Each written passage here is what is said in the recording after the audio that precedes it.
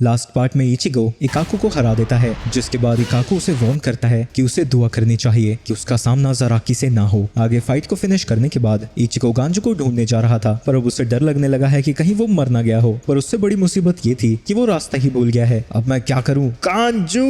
उसकी चीख गांजू तो नहीं सुनता, पर कुछ सोल रीपर सुन जाते हैं और वो इचिगो का पीछा शुरू कर देते हैं। दूसरी तरफ हम गांजू को देखते हैं, जो कि भागता भागता एक और खाई के पास आ चुका है। ये सब हो क्या रहा है? मेरे कच्चे से ज्यादा तो यहाँ जमीन में छेद हैं। तभी वहाँ पर यूमी चीका आ जाता है और उसके ऊपर हमला करके उसके हाथ में कट लगा देता है। तभी उन्हें इचिगो की चीखें सुनाई देने लगती है। लगता है तुम्हारा दोस्त भी तुम्हारी तरह ही भगौड़ा है। वो तुम्हारे पार्टनर के साथ फाइट कर रहा था, तो अगर वो यहाँ पर है तो समझ जाओ कौन हारा। ये सुन के वो इकाकू के लिए परेशान हो जाता है और गांजू के ऊपर हमला करने लगता है, पर वो उसके मुंह पर पटाखे फोड़कर वहाँ से भाग जाता है। पर लगातार पटाखे फूटने की वजह से उसके चेहरे पर हल्का सा स्क्रैच आ जाता है। तुम्हें शर्म नहीं आती मेरे सुंदर चेहरे को बिगाड़ते हुए? और चीका गुस्से में गांजू की पिटाई शुरू कर देता है। इसके बाद वो अचानक से ही उसके पीछे टेलीपोर्ट होता है और उसकी पीठ पर हमला करता है। इसकी वजह से वो लुढ़कता हुआ सीधा खाई में गिरता है और जब चीका उसे गिराने आता है, गांजू अपनी सैंड वाली पावर्स का यूज करता है, जिससे चीका नीचे गिर जाता है और गांजू उसके ऊपर चढ़ के वापस से बच जाता है। लेकिन तभी चीका फिर से बाहर आता है, पर इस बार गांजू तैयार था और वो चारों तरफ से ग्राउंड को खत्म करने लगता है। पर एन वक्त पर चीका जंप करके बच जाता है। अरे ओ हुस्नबरी, अपने चेहरे को तो देख। और वो एक बॉम्ब को उसके सर पर चिपका देता है और इसके बाद उसके सुंदर चेहरे का क्या हुआ वो तो कोई नहीं जानता। वहीं वो सारे फायरवर्क्स को इचिगो और केनपाची देख लेते हैं। वहीं अब तक याचिरू केनपाची को गलत रास्ता बता रही थी और वो फिर से उसे बंद रास्ते में ले आई है। हमें यहाँ से राइट को जाना है। यहाँ से राइट कैसे जाऊँ? मैं भाड़ में गया रास्ता, मैं ही रास्ता बनाता हूँ। दूसरी तरफ इशिदा और ओरिहिमे उनसे बाल बाल बच जाते हैं, क्योंकि ज़राकी और याचिरू उनके काफी करीब पहुंच गए थे। वो दोनों डिसाइड करते हैं कि वो उस टावर की तरफ जाएंगे, पर तभी ओरिहिमे पर एक हाथी का बच्चा हमला कर देता है, पर किसी तरह ओरियो इशिदा उसे बचा लेता है। ये मेरे अटैक से बच कैसे गया?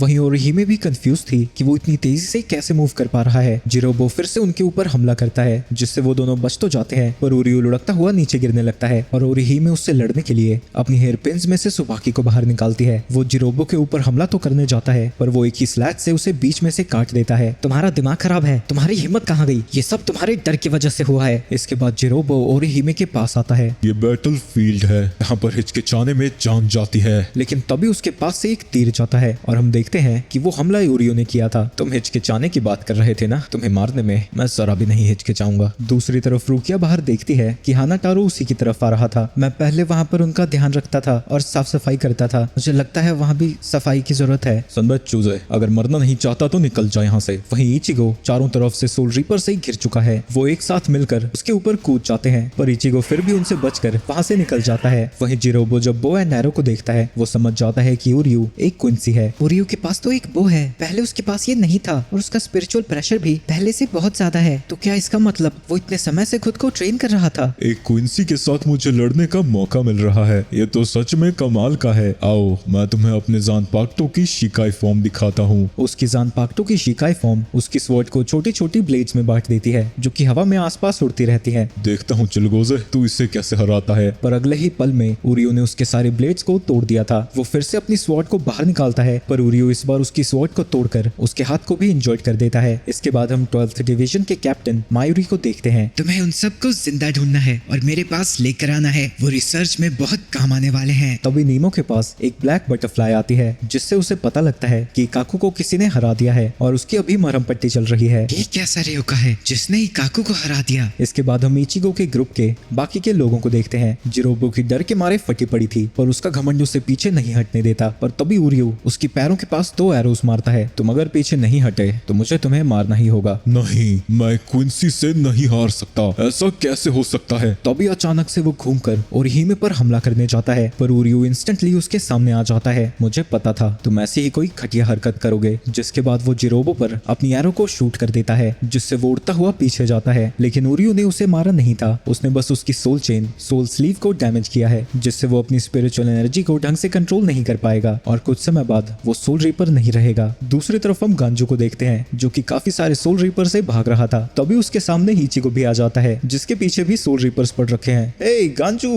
कैसा है गेंडे? वो दोनों एक दूसरे की तरफ बढ़ने लगते हैं और आगे और पीछे से सोल रीपर से घिरे हुए थे। नीचे झुको, और वो अपने एक हमले से पीछे वाले सोल रीपर्स को हरा देता है। अब थोड़ा सा समय तो दे झुकने का, मर गया हो तो मैं। तो ऐसे क्यों कह रहा जैसे वो कोई बुरी बात है? वहीं उन दोनों को पकड़ने के लिए एक और स्क्वाड रेडी थी। तभी वहाँ पर हानाटारो आता है, जो कि उन दोनों के सामने ही गिर जाता है। ये लकड़ी की झाड़ अब हमारा बंदी है। अगर तुम इसकी जान की सलामती चाहते हो तो पीछे हट जाओ। अगर तुम इसे मारना चाहते हो तो मार दो, हमारे किसी काम का नहीं है। जाओ ले जाओ। ये स्क्वाड 4 का है, उधर वाले फाइटर्स नहीं होते, हीलर्स होते हैं, हमें इनकी जरूरत नहीं है। कैसी जगह रहता है बे तू? तेरी वैल्यू तो टॉमी जितनी भी नहीं है। वहीं ये सब देखकर सारे सोल रीपर्स हंसने लगते हैं। तभी उन दोनों के पीछे से सोल रीपर्स का एक और झुंड आता है, पर जैसे ही वो उन दोनों के पास पहुंचते हैं उनकी पास की दीवार से एक धमाका होता है। अरे भाग गेंडे! वो दोनों वहां से निकल जाते हैं और हम देखते हैं कि जिसने वो हमला किया था वो चैड था। वो उन पर अटैक करने के लिए अपनी एनर्जी को इकट्ठा करने लगता है, जो देख के उन सब की फट जाती है। दूसरी तरफ इकाकू के पास मायूरी आता है, जो इकाकू से इन्फॉर्मेशन निकालना चाहता था, पर वो उसके किसी भी सवाल का कोई जवाब नहीं देता, जिसकी वजह से गुस्से में वो उसके ऊपर हमला करने जाता है। पर ऐन वक्त पर ज़राकी आकर उसके हाथ को पकड़ लेता है। तुम्हारी औकात अभी इतनी नहीं है कि तुम मेरे स्क्वाड के मेंबर्स को हाथ लगाओ।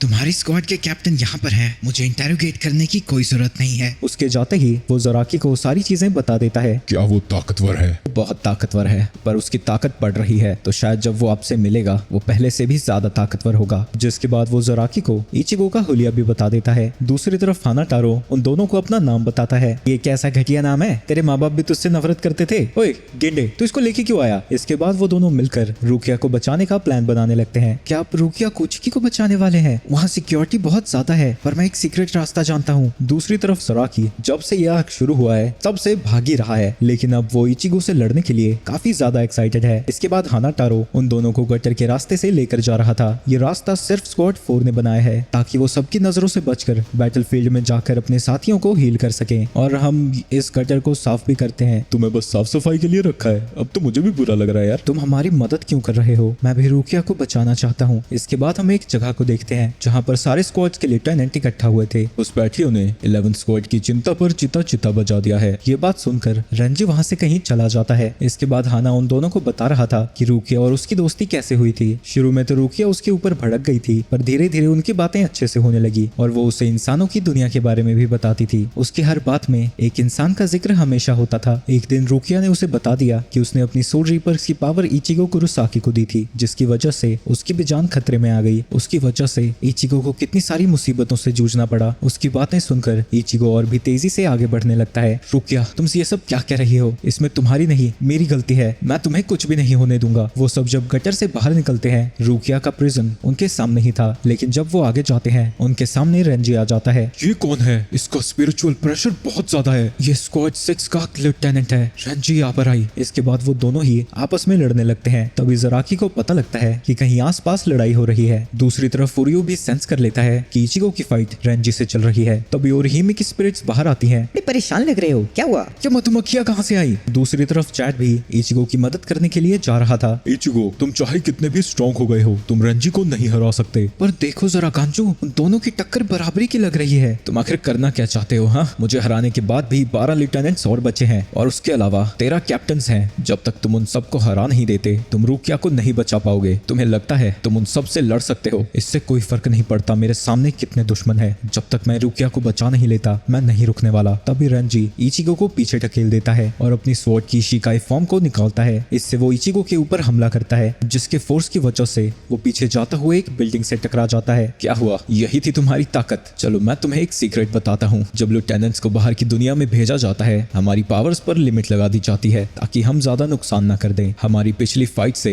मैं 5 गुना ज्यादा ताकतवर हूँ। मैं भी तुम्हें एक बात बताऊं, मैंने भी अभी अपनी पूरी पावर्स का यूज नहीं किया है। इसके बाद रेंजी फिर से इचिगो के ऊपर हमला करने जाता है, पर इस बार वो उसे डॉज कर लेता है। इसके बाद इचिगो लगातार बस उसके हमलों को डॉज ही कर रहा था, जिसकी वजह से आसपास की चीजें टूटने लगती हैं। दूसरी तरफ 2 लेफ्टिनेंट्स देखते हैं कि रेंजी अपने बैच को छोड़कर गया है, जो देखकर वो दोनों परेशान होने लगते हैं। लड़ते लड़ते वो दोनों काफी ज्यादा थक जाते हैं, लेकिन तब से अब तक इचिगो बस उसके अटैक्स को डॉज कर रहा था। पर वो सारी मेहनत फालतू में नहीं थी। जब रेंजी उसके पास दोबारा हमला करने जाता है, अब वो उसके सारे पैटर्न्स को जान चुका था और वो उसके अटैक को डॉज करके रेंजी के पास पहुंच जाता है। लेकिन रेंजी उसके अटैक से बच जाता है और उल्टा उसे ही घायल कर देता है। तुम मुझे कभी नहीं हरा सकते। रेंजी फिर से उसके ऊपर हमला करने जाता है, पर इचिगो उसके अटैक से बच जाता है और उसका काफी ज्यादा खून बह चुका था। और इचिगो उराहारा के साथ अपनी ट्रेनिंग को याद करता है, जहाँ उराहारा लगातार इचिगो के ऊपर हमला करता ही जाता है ताकि वो अपनी मर्जी से उस अटैक को यूज कर सके जो उसने पहले उराहारा पर किया था। काफी देर तक उनकी ट्रेनिंग चलती ही जाती है। बाकी के लोग दवाई पट्टियां लेकर उसके पास आने लगते हैं, कोई भी उसकी पट्टी नहीं करेगा।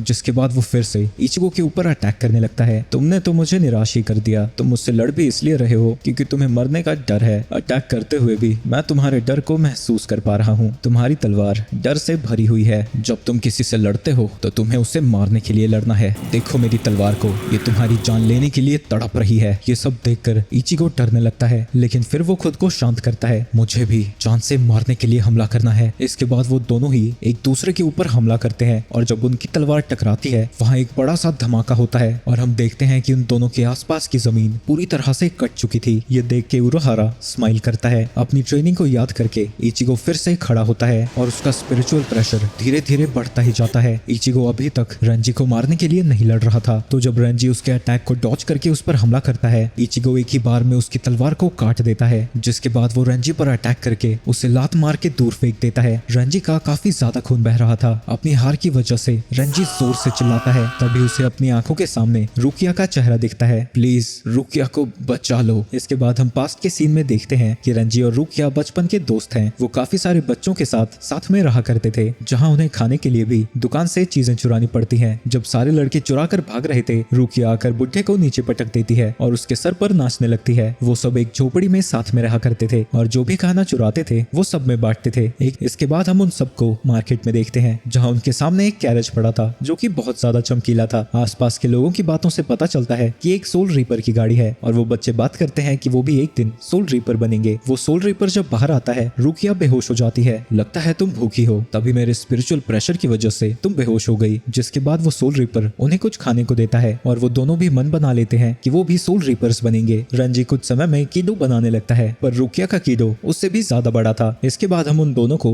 मछली पकड़ता हुआ देखते हैं, जहाँ रंजी का दिल रुकिया के ऊपर आ जाता है। इसके बाद हम कई साल बाद का सीन देखते हैं, जहाँ रुकिया रंजी से कहती है, ये जगह बच्चों के लिए नहीं है। अगर हम सर्वाइव करना चाहते हैं तो हमें सैरेटे में जाना होगा और वो सिर्फ हम सोल रीपर बन के जा सकते हैं। इसके बाद हम उनके पीछे उनके सभी दोस्तों की कब्र देखते हैं। इसके बाद वो दोनों सोल रीपर एकेडमी में जाते हैं। रंजी खुशी खुशी रुकिया को ढूंढ रहा था क्योंकि उसने अपने सेकंड एग्जाम को पास कर लिया है, पर एक रूम में जाने पर उसे रुकिया ब्याक्युया कुचकी के पास दिखती है। रंजी के आते ही वो सब वहाँ से जाने लगते हैं। जो भी तुम्हारा जवाब होगा हमें बता देना। ब्याक्युया का स्पिरिचुअल प्रेशर इतना ज्यादा खतरनाक था कि रंजी उसके सामने अपनी आंखें भी नहीं उठा पाता। काहे का जवाब मांग रहे हैं तुमसे? वो मुझे एक बेटी की तरह अडॉप्ट करना चाहते हैं और वो मुझे एक स्क्वाड में भी रखेंगे। रुकिया उनकी फैमिली को ज्वाइन नहीं करना चाहती थी। ऑब्वियसली रंजी भी ऐसा नहीं चाहता था, पर इससे उसकी जिंदगी बेहतर हो जाती। तो वो उससे कहता है कि ये उसके लिए बेस्ट होगा। उनकी फैमिली को ज्वाइन करते ही उसकी जिंदगी बहुत बेहतर हो जाएगी। तो तुम्हें ऐसा लगता है? हाँ। जिसके बाद वो वहाँ से चली जाती है। तुम्हारी वजह से ही रुकिया की ये हालत हुई है। मुझे लगा था वो कुछ की फैमिली में जाकर खुश रहेगी, पर असल में ऐसा नहीं हुआ। मैंने दिन रात ट्रेनिंग की ताकि मैं कुचकी को हरा सकूं, पर मैं ऐसा कभी नहीं कर पाया। मैं अपने गर्व को छोड़कर तुमसे कह रहा हूँ, प्लीज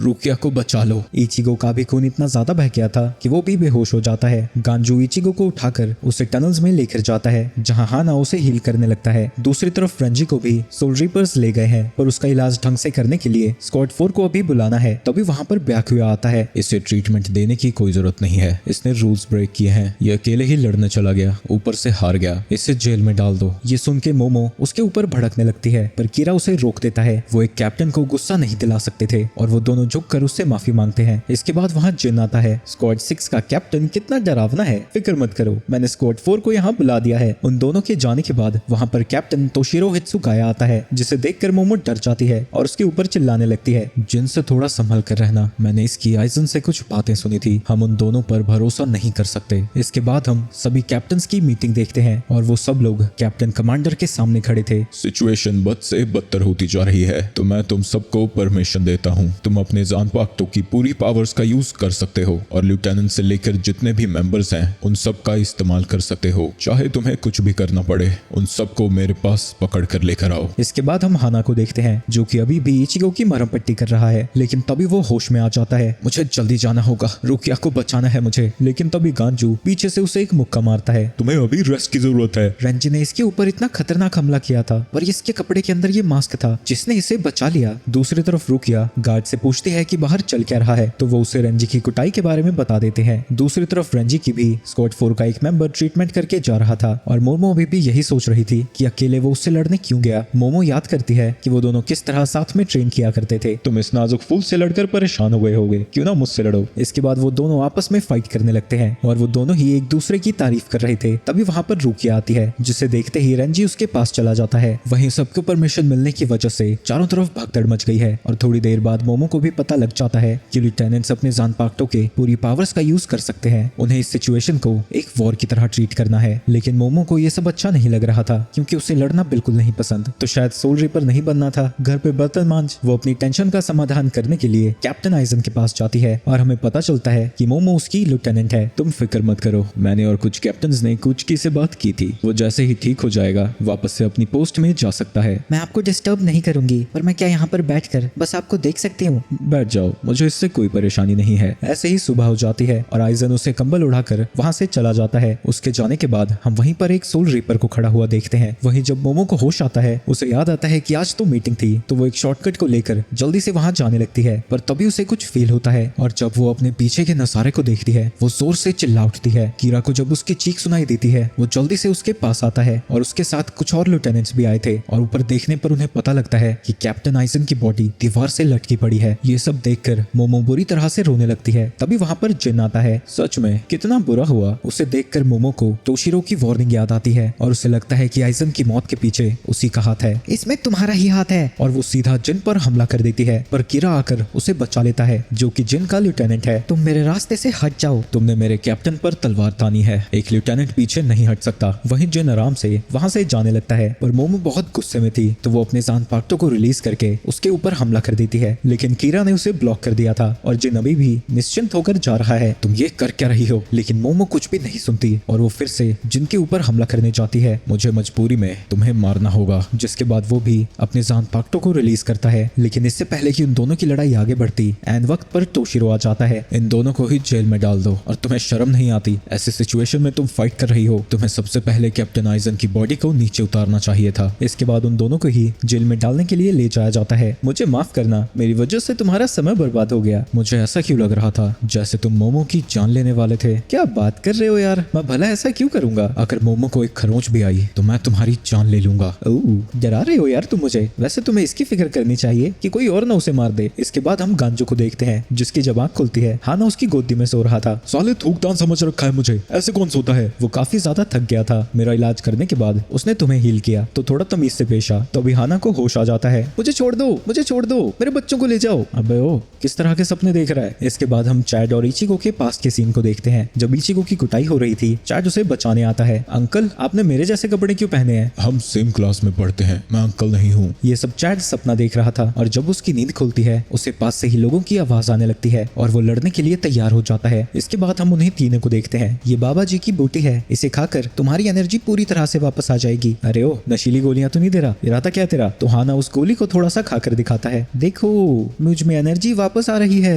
छोटे, तुझे चूना लगा दिया किसी ने। इसके बाद वो गटर की गलियों से बाहर निकलते हैं। इतनी खतरनाक लड़ाई के बाद यहाँ की सिक्योरिटी क्यों नहीं बढ़ी? ऐसा भी तो हो सकता है उन्हें लगा हो कि ऐसी भयंकर लड़ाई के बाद हम दोबारा यहाँ नहीं आएंगे। तुम्हें अपने दोस्तों की फिक्र नहीं हो रही? और हिमे और उरिया काफी ज्यादा स्मार्ट है तो वो ऐसे से नहीं लड़ेंगे जिसे वो नहीं हरा सकते। रही बात चैड की, वो बहुत ताकतवर है, वो आज तक कभी नहीं हारा है और जब से हम यहाँ आए हैं मैं उसके स्पिरिचुअल एनर्जी को फील कर पा रहा हूँ। इसके बाद हम चैड को देखते हैं जिसने काफी सारे सोल रीपर्स को हरा कर रखा है। रुकिया को कहाँ रखा हुआ है? वो उधर चिट्टा चिट्टा दिख रहा है, बड़ा सा उधर ही है। चैड उसे छोड़कर वहां से भागने लगता है। तू तो गया बेटे।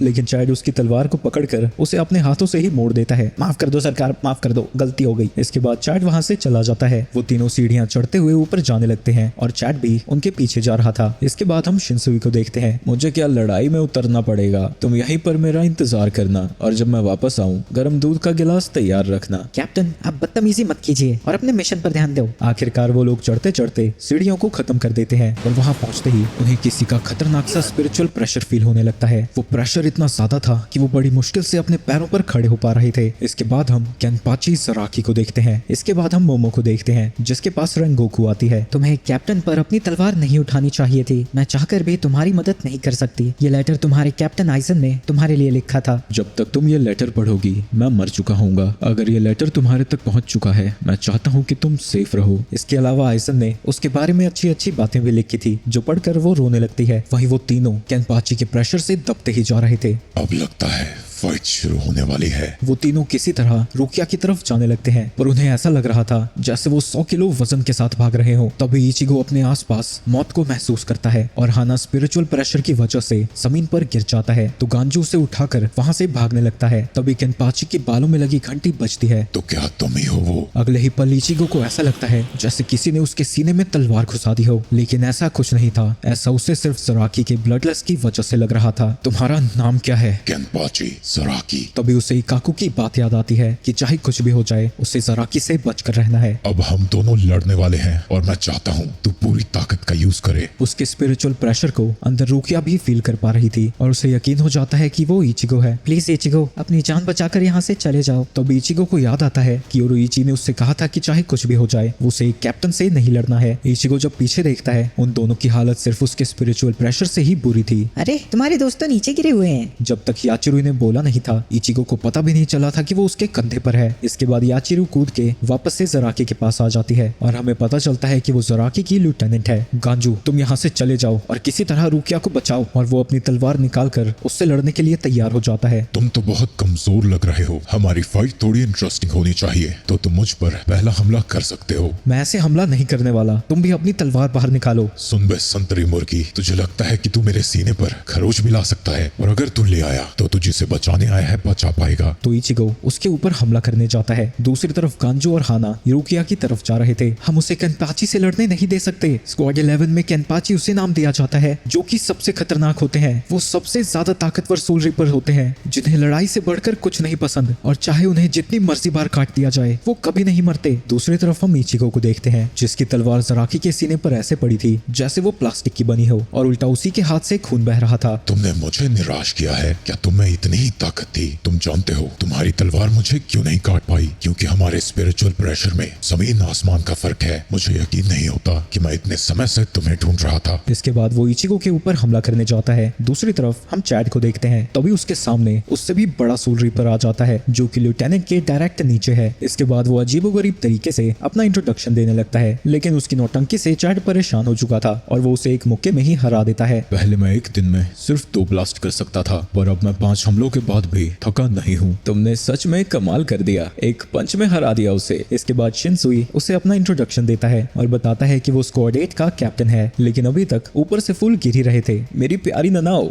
बंद कर दो यार। लेकिन ननाओ को गुस्सा आ जाता है और वो सारे फूल उसी के ऊपर फेंक देती है और आखिर में वो टोकरी भी। मेरे पास इन सब फालतू चीजों के लिए टाइम नहीं है, मुझे जाने दो। देखो बालक, मैं तुमसे लड़ना नहीं चाहता, तो क्यों ना तुम खुद ही चले जाओ यहाँ से। मैं ऐसा नहीं कर सकता। तुमने मुझे मजबूर कर दिया है। आ जाओ, दारू शारू पीते हैं। सारे कैप्टन्स मैदान में उतर चुके हैं तो तुम लोग ज्यादा समय तक बचने नहीं वाले। सारे कैप्टन, मेरे दोस्त खतरे में हैं, आप हट जाओ मेरे रास्ते से। ऑब्वियसली शिनसुई नहीं हटता तो वो अपनी ब्लास्ट से उसके ऊपर हमला कर देता है, पर वो अपने हाथों से ही उसके हमले को डिफ्लेक्ट कर देता है जिससे बगल में जोरदार धमाका होता है। इसके बाद शायद उसके ऊपर कई सारे हमले करता है, लेकिन शिनसुई के ऊपर कोई भी असर नहीं होता। अब तक वो उस पर एक खरोंच भी नहीं डाल पाया था। वो चोटी वाला आदमी लेफ्टिनेंट के नीचे था और ये कैप्टन है। सिर्फ 2 लेवल में इतना ज्यादा फर्क। यार तुम मुझे नहीं हरा सकते, आ जाओ पैक शैक मारते हैं। लेकिन शायद फिर से उसके ऊपर हमला करने जाता है। शिनसुई उसके अटैक से बचकर अपनी 2 उंगलियों से हमला करता है जिससे चाइल्ड लुढ़कता हुआ दूर जाता है। अगर ऐसा ही चलता रहा तो तुम मारे जाओगे।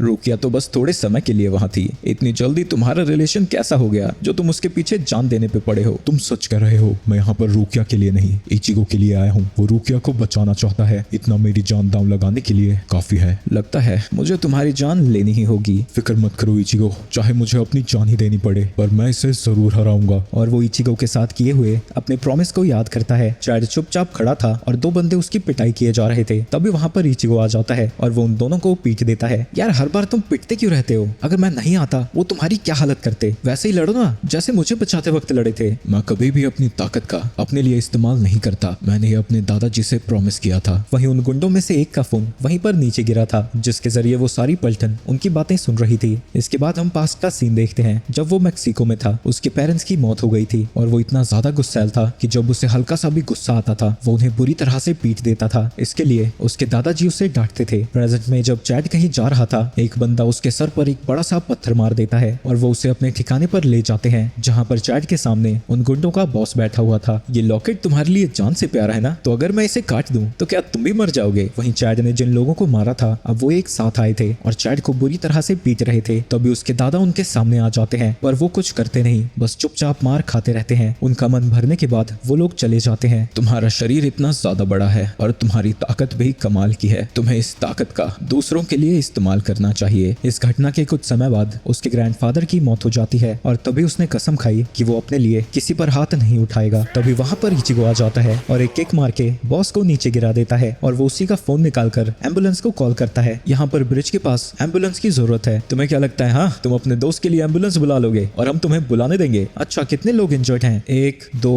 7 8 है टोटल। जिसके बाद वो उन सभी गुंडों की बुरी तरह से कुटाई कर देता है और उन सभी को पीटने के बाद चैड को वो लॉकेट वापस करता है। तो क्यों ना चैड हम ऐसा करें, तुम मेरे लिए लड़ो और मैं तुम्हारे लिए। इसी बात को याद करता हुआ चैड अपना सबसे पावरफुल अटैक शिनसुई के ऊपर करता है। वो अटैक बहुत ज्यादा पावरफुल था, पर शिनसुई उसके अटैक को डॉज कर लेता है और चैड के पास पहुंचकर उसे काट देता है। तभी ननाओ के पास एक मैसेंजर आता है, आप और कैप्टन जल्दी से मेन ग्राउंड पर आइए। दूसरी तरफ इचिगो केनपाची से भाग रहा है जो कि उसके पीछे पड़ रखा है। वहीं फाइट के दौरान इचिगो ने नोटिस किया था कि केनपाची की तलवार जिग-जैग हो रखी है और क्योंकि वो जानता है कि वो उसे नहीं हरा सकता तो वो उससे बचकर भागने लगता है। वो उससे भाग ही रहा था तभी केनपाची दीवार तोड़कर उसके सामने आ जाता है, लेकिन इचिगो उसके हमले को डॉज कर लेता है। वो कुछ देर तक फाइट करते हैं पर इचिगो फिर से पीछे हो जाता है। वहीं याचिरो ऊपर बैठकर सारी चीजें देख रही थी। इचिगो भागता भागता अब बुरी तरह से थक चुका था। मैं उसे कैसे हराऊं? मेरी तलवार से उसके शरीर पर खरोंच भी नहीं आई। क्या इससे बचने का कोई रास्ता नहीं है? दूसरी तरफ हम चैड को देखते हैं जो कि जमीन पर पड़ा हुआ था। तभी वहां पर ननाओ आती है। आइसन की मौत हो चुकी है और हम सबको टॉप प्रायोरिटी पर बुलाया गया है, तो जल्दी से जल्दी हमें सभी घुसपैठियों को पकड़ना होगा। तभी ननाओ देखती है कि चैड जिंदा था और वो उसे मारने वाली थी, पर शिनसुई उसे रोक देता है। हमें इसे इंटेरोगेट करना चाहिए ताकि हमें पता चले कि क्या यह आइसन की मौत के बारे में कुछ जानता है। वहीं इचिगो अपने सारे साथियों के बारे में सोच रहा था, क्या वो सब लोग ठीक होंगे? उन्हें मुझसे उम्मीदें हैं, मैं उन्हें निराश नहीं कर सकता। जिसके बाद वो खुद ही केनपाची के पास आता है। मैं कब से तुम्हारा इंतजार कर रहा था, तो अब तुम मरने के लिए तैयार हो या हार मानने वाले हो? तुमने तीसरा ऑप्शन तो बताया ही नहीं। और इस बार जब इचिगो उसके ऊपर हमला करता है वो केनपाची को कट कर पाता है।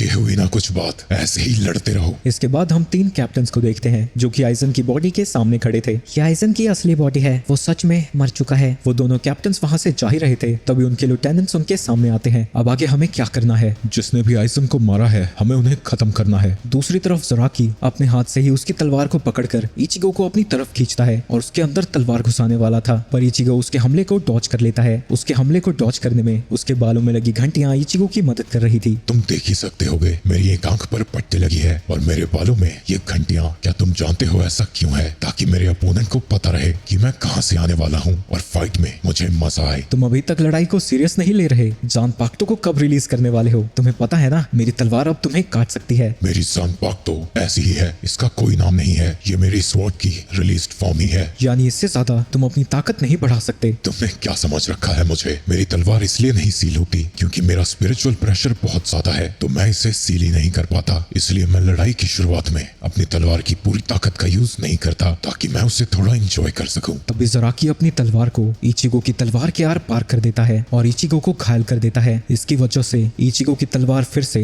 कट गई थी। काफी समय हो गया है जब कोई मेरे बेल्स की आवाज सुन पाया। इसके बाद इचिगो जमीन पर गिर जाता है। ज़राकी को लगता है कि इचिगो मर गया है और वो वहां से जाने लगता है, लेकिन तभी इचिगो उठने लगता है। कुछ भी हो मुझे रुकिया को बचाना होगा। तभी उसके सामने ज़ांगेत्सु आ जाता है। क्या तुम लड़ना चाहते हो? तुम लड़ के जीतना चाहते हो या बस जीना चाहते हो? मैं जीतना चाहता हूँ। मुझे तुम्हारी आवाज सुनाई नहीं दे रही। सिर्फ जीने का कोई फायदा नहीं है, मैं जीतना चाहता हूँ। अगर ऐसा है तो चलो। इसके बाद इचिगो फिर से उसी जगह पर पहुंचता है। मम्मी खाई। फिक्र मत करो, तुम अब काफी स्टेबल हो तो यहाँ से नहीं गिरोगे। नहीं कोई जरूरत नहीं है, मैं लेटा ही ठीक हूँ। अगर ऐसी बात है तो ये लो अपनी नई तलवार। ये क्या पतली सुतली तलवार? ये तो मेरी है ही नहीं। मेरी वाली तलवार कहाँ है? तुम्हारी तलवार मेरे पास है, तुम अभी उसके लायक नहीं हो। ज़ांगेत्सु उसकी तलवार को दूर फेंक देता है जिससे कि एक बंदा पकड़ लेता है और हम देखते हैं कि वो इचिगो जैसा ही दिखता था, बस बेबी पाउडर में नहाया हुआ। अगर तुम्हें ये तलवार चाहिए तो तुम्हें मुझे हराना होगा। व्हाइट उसके ऊपर हमला कर देता है जिसे ब्लॉक करने में इचिगो की हालत खराब हो रही थी। इसके बाद व्हाइट उसकी तलवार को अलग ही तरीके से यूज करने लगता है। वो उसकी हिल्ट पर बंधी पट्टी से उस तलवार को घुमाने लगता है। मैंने कभी उसे ऐसे यूज करने के बारे में सोचा भी नहीं। तुमने अपनी तलवार को सिर्फ एक तलवार समझा, इसके अंदर भी एक कॉन्शियसनेस है। तुमने कभी इसे दोस्त बनाने की कोशिश ही नहीं की और यही वजह है कि तुम मुझे नहीं हरा सकते। व्हाइट उसके ऊपर हमला करता ही जाता है, जिसके हमलों को सिर्फ इचिगो डॉज कर पा रहा था। जानपाक्तो भी जिंदा होते हैं, तुम में और केनपाची में जरा भी फर्क नहीं है। वो भी अपनी जानपाक्तो का नाम नहीं जानता, पर तुम जानपाक्तो का नाम तो जानते हो, पर उसे सिर्फ एक तलवार समझते हो। मुझे एक और मौका दो ज़ांगेत्सु, मैं इस बार तुम्हें निराश नहीं करूंगा। वाइट जब उसके ऊपर हमला करने जाता है, इचिगो उसके अटैक को ब्लॉक करता है और उसकी तलवार वापस से उसके हाथ में आ चुकी थी। ज़ांगेत्सु, तुम्हारा शुक्रिया। इसके बाद इचिगो फिर से खड़ा होता है और सराकी उसे पीछे मुड़कर देखता है। वो चला भी गया। क्या मैंने अच्छा काम किया? तुमने बहुत अच्छा काम किया, यहाँ आने के लिए शुक्रिया। अरे मुझे तो आना ही था। वैसे भी इस दुनिया का किंग तो वही है, अगर वो नहीं जीता तो बहुत बुरा होगा। इसके बाद वो वापस से ज़ांगेत्सु से जुड़ने लगता है। उसे ट्रेन अच्छे से करना, आखिर में उसकी ताकत मेरी ही होने वाली है। इचिगो, अगर तुम दुखी होगे या किसी मुसीबत में होगे तो यहाँ बारिश होने लगेगी, तो मैं कोशिश करूंगा कि ऐसा कभी ना हो, क्योंकि अकेले बारिश में खड़ा होना बहुत बुरा होता है। वहीं इचिगो जब खड़ा होता है, उसका स्पिरिचुअल प्रेशर बढ़ता ही जाता है और उसने अपनी एनर्जी का यूज करके अपने जख्मों को भी टाइट कर लिया था, तो उसकी ब्लीडिंग भी रुक गई है। इसके बाद इचिगो लगातार सराकी के ऊपर हमला करता ही जाता है और इस बार इचिगो उसके दोनों कंधों को घायल कर देता है। मजा तो अब आएगा। केनपाची हंसता हुआ उसके ऊपर तलवार से हमला करता ही जाता है। वो जितनी बार भी घायल होता था, उसकी हंसी और ज्यादा बढ़ जाती थी। तो पागल है क्या? घायल होने पे हंस क्यों रहा है? पागल और मैं पागल तो तुम हो। क्या तुम्हें लड़ने में मजा नहीं आ रहा? इसके बाद हम मिकाको को देखते हैं, जो कि बैठा हुआ कुछ सोच रहा था। तभी वहां पर चीका आता है, जिसके बालों का गांजू ने गुलदस्ता बना रखा है। ये क्या कर रखा है तुमने? वो दोनों ही फील कर पा रहे थे कि केनपाची को लड़ने में मजा आ रहा है। वो लगातार घायल होता जा रहा है, पर फिर भी उसकी हंसी बढ़ती ही जा रही है। लगता है तुमने मेरी बराबरी तो कर ली है, तो अब मैं इस आई पैच को निकाल सकता हूँ। जैसे ही वो अपना आई पैच निकालता है, उसकी स्पिरिचुअल एनर्जी आसमान को छूने लगती है। तभी याचिरो के पास वही मैसेंजर आता है, मुझे आपको कुछ बताना है। अगर तुम्हें अपनी जिंदगी प्यारी है तो चले जाओ यहाँ से। दिख नहीं रहा केनपाची लड़ रहे हैं। केनपाची का स्पिरिचुअल प्रेशर इतना ज्यादा बढ़ने लगा था कि आसपास की बिल्डिंगें टूटने लगती हैं। ये सब क्या हो रहा है? तुमने ऐसी कमाल की ताकत अपनी राइट आई में छुपा कर रखी थी। राइट आई में? तुम्हें क्या लगता है मैं ट्रिक्स यूज करूंगा? ये आई पैच मैंने रिसर्च एंड डेवलपमेंट वालों से बनवाया था। ये लगातार मेरी स्पिरिचुअल एनर्जी को खाते रहते हैं। जो तुम अभी देख रहे हो वो है मेरी असली ताकत। तभी ज़ांगेत्सु उसके पीछे आ जाता है। क्या तुम सुन पा रहे हो? उसकी तलवार कितनी बुरी तरह से चीख रही है, पर उसे केनपाची नहीं सुन सकता, पर तुम उसे सुन सकते हो। तो इचिगो, क्या तुम मुझ पर भरोसा करते हो? ज़ांगेत्सु, मैं अपनी पूरी ताकत तुम्हें देता हूँ। चलो उसे साथ में हराते हैं। मैं ऐसे इंसान से कभी नहीं हारने वाला जो अकेले लड़ता हो। क्या तुम अपनी जानपाक्तों की मदद ले रहे हो? ये सिर्फ तलवारें होती हैं और अपनी तलवार की मदद सिर्फ कमजोर लेते हैं। अब मैं और तुम्हारे खून को नहीं रोक सकता। तुम्हें एक ही अटैक में इसे खत्म करना होगा। वो दोनों आगे बढ़कर एक दूसरे के ऊपर हमला करते हैं। उनका अटैक इतना ज्यादा खतरनाक था कि आसपास की चीजें भी टूटने लगती हैं। जब सब कुछ शांत होता है, हम देखते हैं कि उन दोनों ने एक दूसरे को घायल कर दिया है। इसके बाद इचिगो नीचे गिर जाता है, पर केनपाची अभी भी खड़ा था। सब लोग मुझे माफ कर दो। तो गाइस, मैंने ब्लीच को फिर से शुरू करने की कोशिश की है। पिछली बार व्यूज की किल्लत की वजह से छोड़ना पड़ा था, तो कोशिश करना कि इस बार दबा के लाइक और शेयर करना, क्योंकि बिना व्यूज के मैं इसे कंटिन्यू नहीं कर पाऊंगा।